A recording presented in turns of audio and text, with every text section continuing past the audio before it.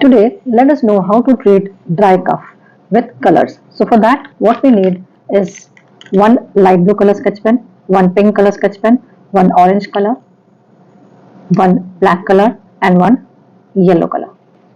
So what you need to do is you have to apply black color and light blue color on the little finger. So black color you have to apply right in the center, and towards the outside you have to apply blue color dot. So for your convenience, I have already written here. And then on the other side, here in the corner, you have to apply orange color dot and pink color dot next to it. Leave the space over here and apply yellow color dot in the corner. So here it is how it will look, and